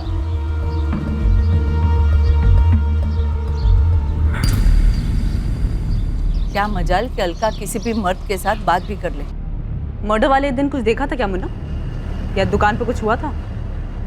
या कोई बुलाने आया था दारू पीने के लिए? हाँ, एक आदमी आया था मैडम। उसकी कुछ बात हो रही थी गोपाल सेठ से। कौन था वो? क्या बात हो रही थी? क्या बात हो रही थी ये तो मैंने नहीं सुना, पर दोनों बहुत गुस्सा थे, उल्टा सीधा बोल रहे थे एक दूसरे को। लेकिन मैंने उस आदमी को उस दिन पहली बार ही देखा था। अच्छा ये देख तो, ये था वो।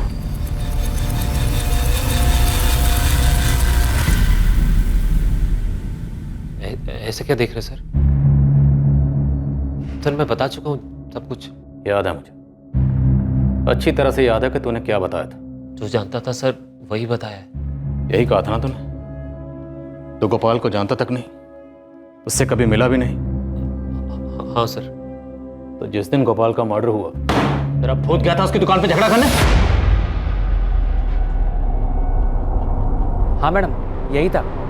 श्रेष्ठ प्रजापति, अब अगर एक झूठ और बोला ना तो तेरे सर से प्यार का भूत हमेशा हमेशा के लिए उतार दे। बोल सच क्या है? सर मैं मिला था गोपाल से, पर मैंने कुछ नहीं किया। मैं बस उसको समझाने गया था कि उसकी हरकतों की उससे काजल बहुत परेशान रहती है। और उल्टा मुझे पे दोष जमाने लगे सर। मुझसे मेरी बीवी के बारे में बात कर रहा है। साले तू है कौन बे? देखो गोपाल, मैं झगड़ा करने नहीं आया, बस एक बार मेरी बात सुन। अबे अपना मुंह बंद रख और पहले ये बता तू है कौन हमारे बीच में आने वाला? मैं तुम्हारे बीच में नहीं आ रहा हूँ भाई, मैं बस तुम्हें इतना समझाना हूँ कि तुम्हारी छिछोरी हरकतों की वजह से काजल बहुत परेशान रहती है। ए, औकात में रह और मुझे मत सिखा मुझे क्या करना चाहिए और क्या नहीं। दोबारा मेरी बीवी का नाम अपने मुंह से मत निकालना। तुम्हें दिखाई नहीं देता क्या तुम्हारी वजह से कितनी परेशान रहती है काजल? तो तुझे क्यों इतना दर्द हो रहा है उसके लिए? देखो गोपाल, गलत बात मत करो, वो मेरी अच्छी दोस्त है, ठीक है ना? इससे पहले कि तुम्हारी सारी दोस्ती झाड़ दूं ना, निकल इधर से और दोबारा दिखना मत। चल। तो उसने जो तेरी बेइज्जती की, उसी रात तूने उसका मर्डर करके उसका बदला ले लिया? नहीं सर, मैं रात में उससे मिला ही नहीं। उसकी दुकान से मैं सीधा अपने घर चला गया था और काजल को मैंने फोन करके बताया इस बारे में, और अगले दिन जब मुझे पता पड़ा उसका खून हो गया तो सर मैं घबरा गया। तूने तो कुछ नहीं किया, फिर क्यों घबरा गया? सर मेरा झगड़ा हुआ था ना उसके साथ, और काजल ने मना किया था मैं आप लोगों को कुछ भी बताऊं। तुमने उस बारे में तो कुछ नहीं बताया ना? मतलब सर में काजल भी शामिल है? नहीं सर, वो बस चाहती थी मैं सब चक्करों में ना पड़ूं, क्योंकि वो भी जानती है मैंने कुछ नहीं किया सर।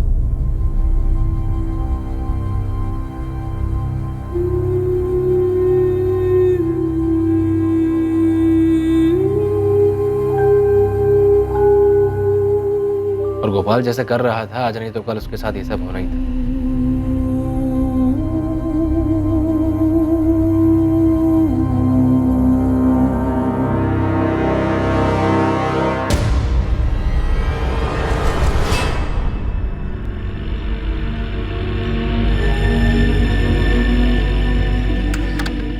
भरत, कहाँ चली जाते हो इतनी रात में?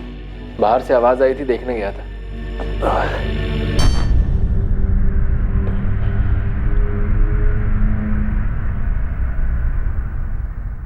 बहुत थक गया आज।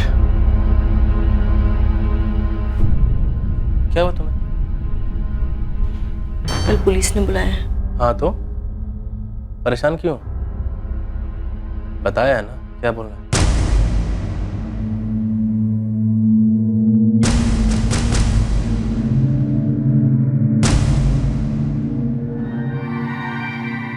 आखिरकार इस साजिश के बीच खड़ी अलका गोयल उर्फ अलका सिंह से पूछताछ हुई।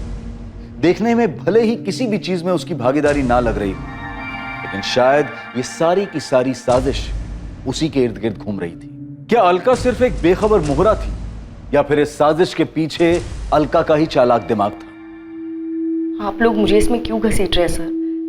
मेरा इस मामले से कोई लेना देना नहीं है। अरे नहीं अलका जी, आपको तो हमने बस ऐसे ही बुला लिया।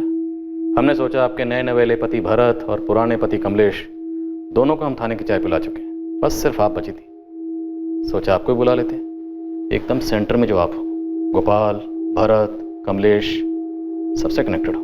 सर कमलेश ने क्या किया है? उसने कुछ नहीं किया, वो बेचारा तो खुद विक्टिम है। उसकी गोल्ड चेन जो मिली है क्राइम स्पॉट से, वही गोल्ड चेन जो भरत से झगड़ा करते वक्त आपके घर में गिर गई थी। अच्छा खेल खेला तुम लोगों ने। सर क्या मतलब है आपका? मतलब तो तूने निकाला।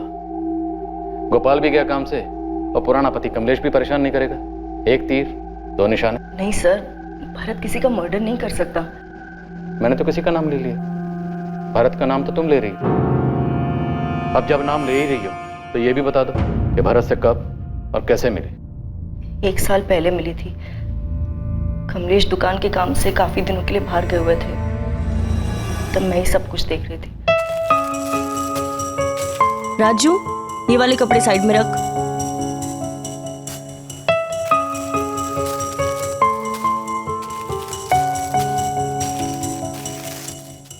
ये एक मिक्स नहीं होना चाहिए।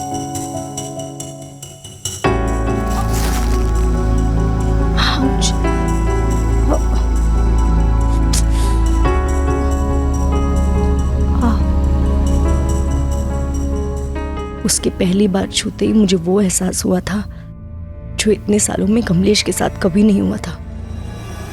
तुमने भरत को अपनी पिछली जिंदगी के बारे में कुछ नहीं बताया? नहीं सर, मुझे डर लगता था कि कहीं मैं भरत को खो ना दूं। लेकिन भरत को पाने के बाद भी मैं अपने बच्चों को भूल नहीं पाई। इसलिए भरत से छिपकर मैं कमलेश से बात करने लगी। तो आखिर ये झूठ का घड़ा फूटा कैसे? मैं यहाँ सिर्फ बच्चों के लिए आया हूँ अलका, प्लीज एक बार बात कर लो। बार बार एक ही बात क्यों दोहरा रहे हो कमलेश? मैं बच्चों से नहीं बात कर पाऊंगी। क्यों नहीं? वो बच्चे हैं तुम्हारे। मैं वादा करके आया हूं उनसे, इस बार उनकी मम्मी जरूर उनसे बात करेगी। कौन है ये अलका?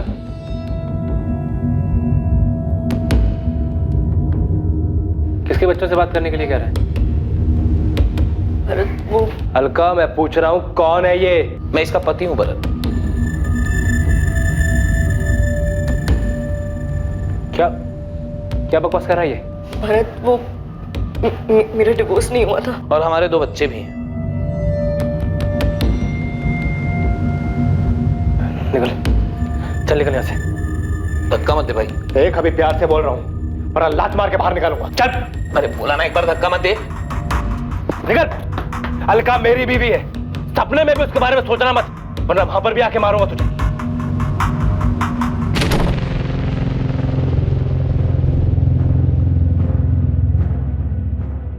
प्यार करती है उससे?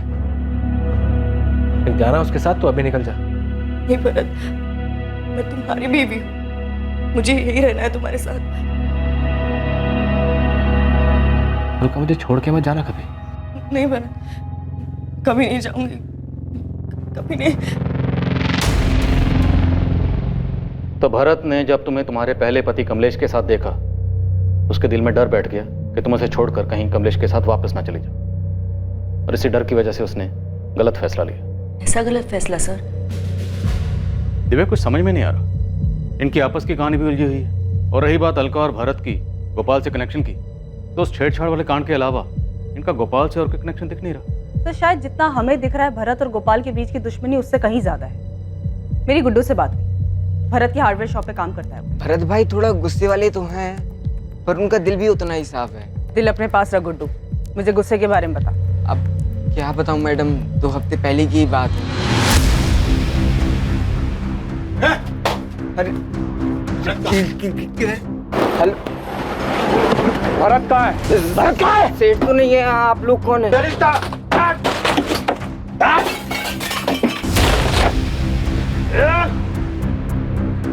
भरत को समझा देना, थोड़ा हिसाब में रहा करे, नहीं तो अगली बार से ना हमारी लाठी उसका सर होगा, समझा? मैंने बताया भरत भाई को कि गोपाल के आदमी उन्हें किया है ये। तुझे कैसे मालूम चला कि वो गोपाल के आदमी थे? क्योंकि उनमें से एक आदमी पहले गोपाल की दुकान में काम करता था, मैं पहचान गया था उसे। मतलब भरत जानता था कि उसकी दुकान गोपाल ने तोड़वाई? तो क्या भरत ने गुस्से में गोपाल से बदला लिया? सब भरत के गुस्से का भरोसा नहीं है, वो कुछ भी कर सकता है। दिव्या मुझे लग रहा है कोई हमारे साथ खेल खेल रहा है, जो नहीं है हमें वो दिखाया जा रहा है। हालांकि इनमें से किसी के भी खिलाफ हमारे पास कोई सबूत नहीं है, लेकिन सुरेश, काजल, अलका और भरत सबके पास मर्डर का मोटिव। लेकिन क्राइम सीन से हमें कमलेश की गोल्ड चेन मिलती है। सब इनमें से जो कोई भी है बहुत चालाक है। सिर्फ इस गोल्ड चेन के अलावा हमारे पास कोई डायरेक्ट लिंक नहीं है। दिव्या हम अभी तक वही देखते आ रहे हैं जो हमें दिखाया गया है। हालांकि इस केस में एक तीर से 2 निशाने तो लगाए गए, पर मुझे लगता है कि तीर की कमान उन हाथों में नहीं है जिनके बारे में हम सोच रहे हैं।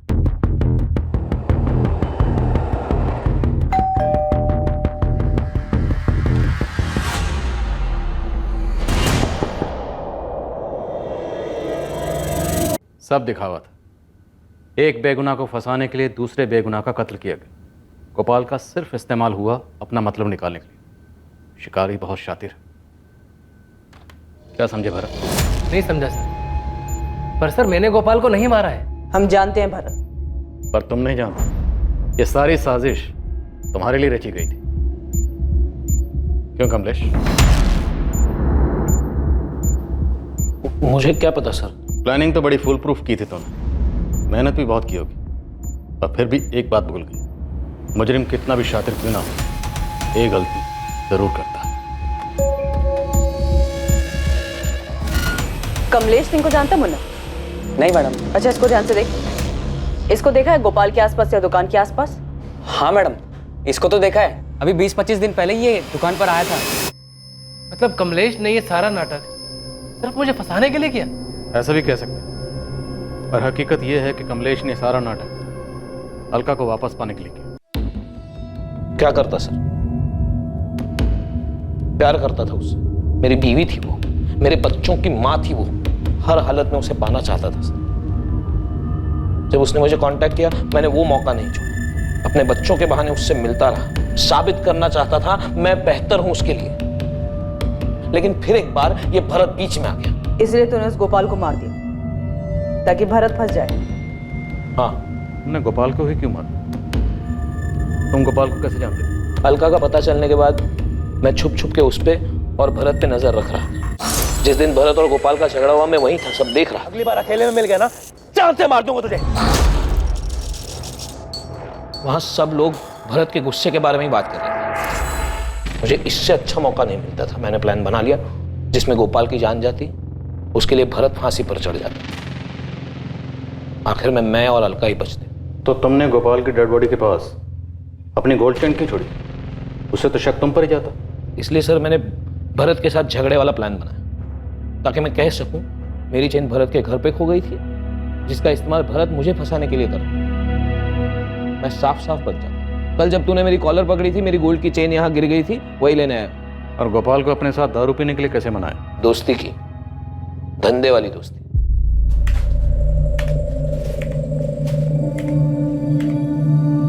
गोपाल भाई, बोलो भाई क्या चाहिए? आप चाहिए गोपाल भाई, आपका दिमाग चाहिए। आपकी जितनी बड़ी दुकान खोलना चाहता हूं मैं भी। मैं जानता था गोपाल को फंसाने के लिए उसको लालच देना पड़ेगा। मैंने उसे इंदौर में ही अपनी नई दुकान में अच्छी पार्टनरशिप का लालच दिया। 100% पैसा मेरा और उसमें 50% पार्टनरशिप उसकी। ये आइडिया सुन के उसका दिमाग बंद हो गया। मेरा काम बन चुका था। उसके बाद भी मैं उसको 1-2 बार और मिला। तो गोपाल की कॉल डिटेल रिकॉर्ड में तुम्हारा नंबर कैसे नहीं मिला? मैं क्योंकि मैंने उसे अपना नंबर दिया ही नहीं। मैं जानता था मोबाइल से पुलिस आसानी से पकड़ लेती। तो फिर गोपाल के साथ कांटेक्ट कैसे मैनेज किया? जब भी जरूरत होती थी मैं उसे पीसीओ से फोन कर लेता था। फिर वो दिन आया जब मुझे इस काम को अंजाम देना था। मैंने उसे पीने के लिए बुलाया। वो भी फ्री की दारू के लिए रात को भागा भागा चला है। मैं नहीं पी रहा था, लेकिन फ्री की दारू थी तो उसने पेट भर कर पी। भैया चढ़ गई, घर भी जाना है, फिर मिलते हैं।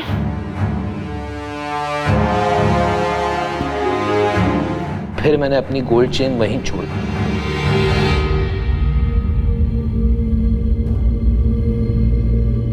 मैंने सोचा एक बार भरत पुलिस की रडार में आ जाए, बाकी का काम इसका गुस्सा ही कर देगा। इतना बड़ा षड्यंत्र रचा, एक बार भी तुम्हारे जहन में यह बात नहीं आई कि जुर्म से किसी का भला नहीं होता? कमलेश के मन में पल रही बदले की भावना ने उसे कातिल बना दिया और वो जेल की सलाखों के पीछे पहुंच गया। जहां एक तरफ गोपाल ने अपनी जिंदगी खो दी, वहीं दूसरी तरफ अलका और भरत जैसे भी थे, चाहे वो कितने भी गलत थे, पर जिंदगी में आने वाली मुश्किलों का उन्होंने एक साथ सामना किया। तो उन्होंने मिलकर तय किया कि वो अलका और कमलेश के बच्चों पूनम और विक्रम को माँ बाप दोनों का प्यार देंगे और उनकी परवरिश में कोई कमी नहीं रहने देंगे। ये बहुत जरूरी होता है कि हम जो चाहते हैं उसके बारे में हम पहले से अपना दृष्टिकोण तय कर लें, क्योंकि कोई भी भटकाने वाली बात हमें अपने लक्ष्य से दूर और अपराध के नजदीक कर सकती है। कमलेश अलका को वापस लाकर अपना परिवार पूरा करना चाहता था, लेकिन अलका को भरत के साथ खुश देखकर वो अपने लक्ष्य से भटक गया और उसे वापस पाने की बजाय उसके मन में भरत के लिए विकृत विचार उभरने लगे। नतीजा, उसने अपने बदले की भावना को पूरा करने के लिए एक बेकसूर की हत्या कर दी और कातिल बन गया। कमलेश का अलका और भरत पर गुस्सा जायज माना जा सकता है, लेकिन उसने जो गोपाल के साथ किया उसे किसी भी तरह से सही नहीं कहा जा सकता। जरूरी है कि हम अपने लिए एक आदर्श रास्ता चुनें और हर हाल में उसका अनुसरण करते रहें। परिस्थितियां चाहे कितनी भी चुनौतीपूर्ण क्यों ना हो, लेकिन भावनाओं में बहकर गलत फैसला ना करें। अब मैं अनूप सोनी आपसे विदा लेता हूं। फिर मुलाकात होगी एक और नए केस के साथ। और याद रखें, क्राइम और आपके बीच में सिर्फ इतना फर्क है कि आप कितने सतर्क हैं। सतर्क रहें, सुरक्षित रहें। जय हिंद। इस तरह के और भी एपिसोड देखने के लिए हमारे चैनल को सब्सक्राइब करें और बेल आइकन दबाना ना भूलें।